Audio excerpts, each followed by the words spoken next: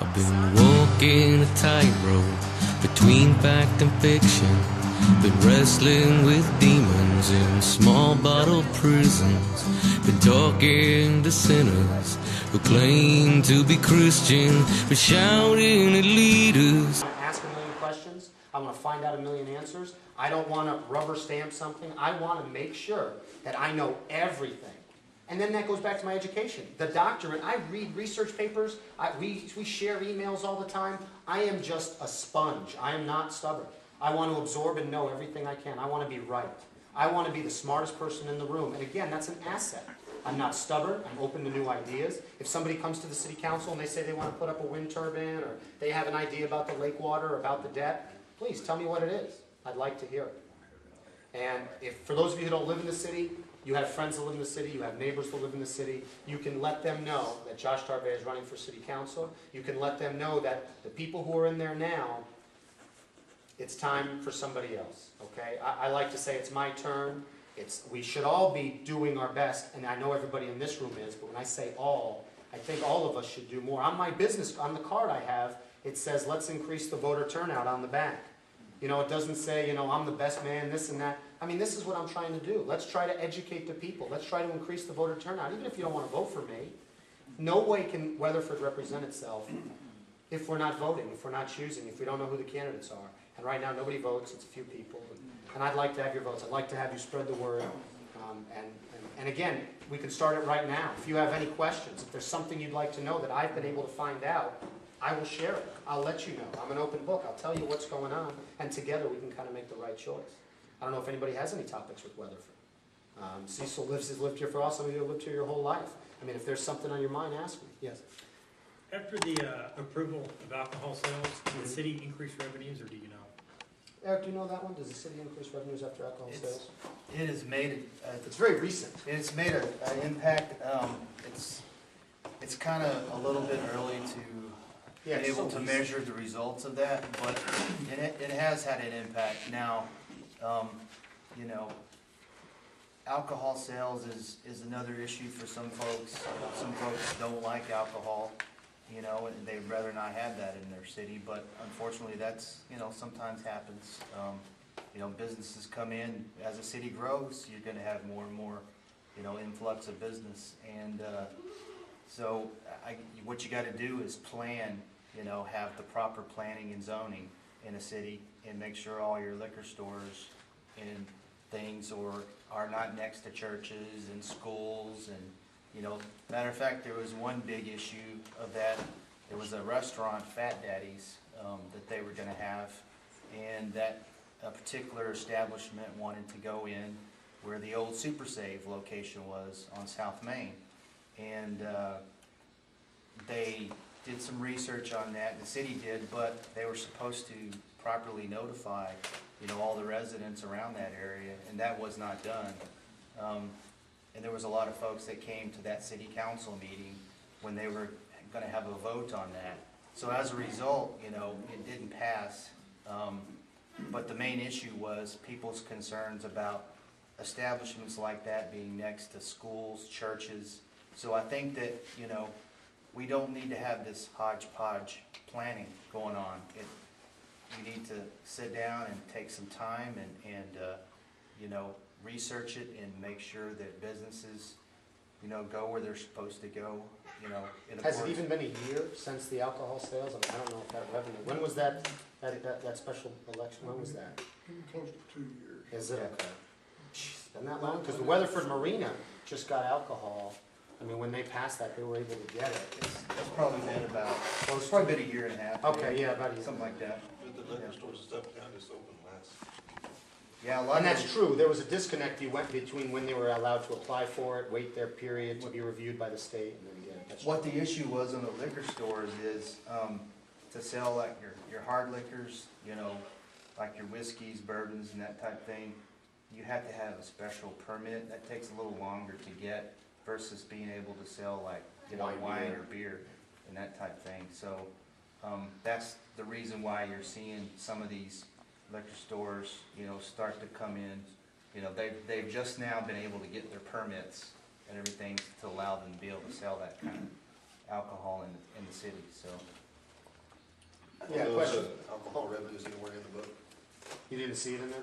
I'm looking for it. Oh, okay. I did have one, and you may have already addressed this with these guys, this may be something these guys have talked about, but this is just my second meeting.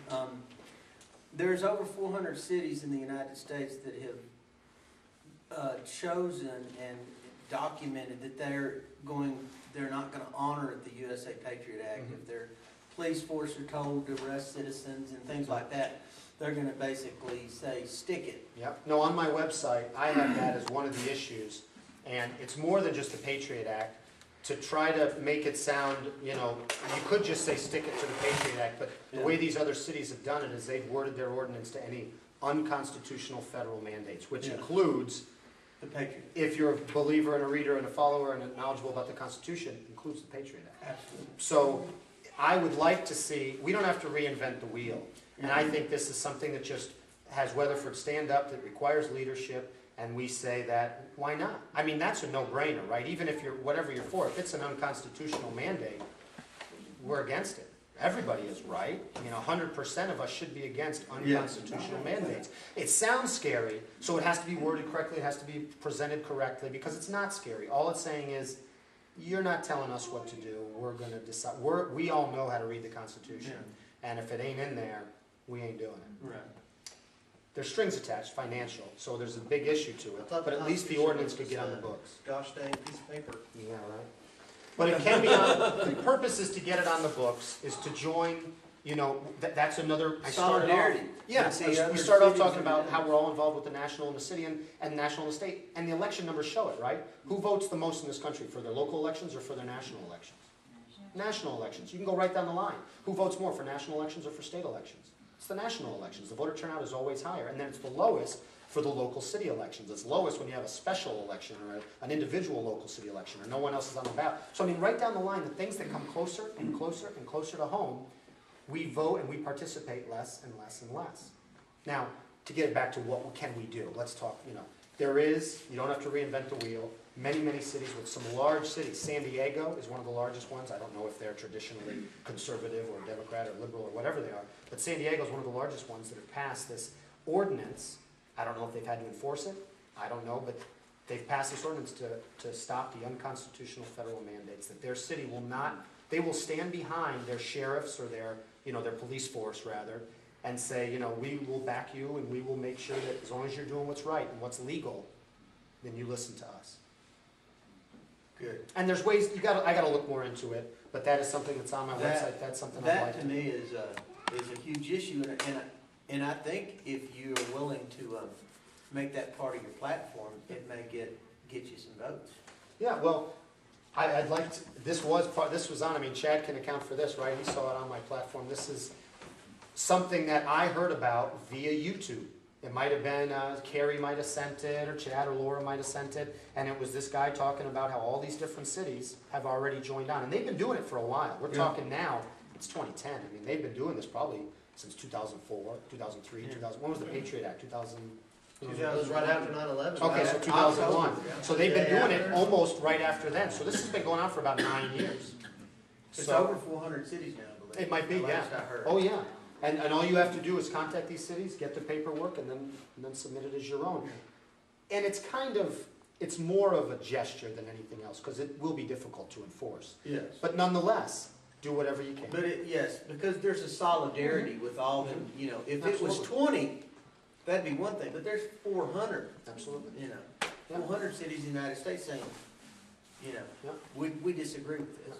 Many of you have heard about the Oath Keepers or some of these other ones. Yes.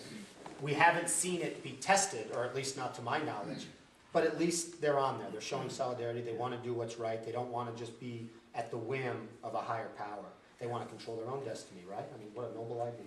Yes. What was your question? If the federal government were to offer some financing for special projects through stimulus funds, how would you be on that? First of all, to be specifically honest, I don't know if they offer them to the individual cities. They may. I think it more goes at the state level, and then the state gives us funds, whether we like it or not. It's funds that come in. But obviously, if there was an option or an offer, build a prison with FEMA funds or with federal funds, or I would say no. That would be my vote. I'm just one of 5. But, you know, jobs can't be offset by liberties. The role of government, as we all agree, is very, very, very small. So few jobs, do them very well, deliver the essential services to the people, and that's it. And you'll find you have tons of money left over. But obviously, no, I don't, especially with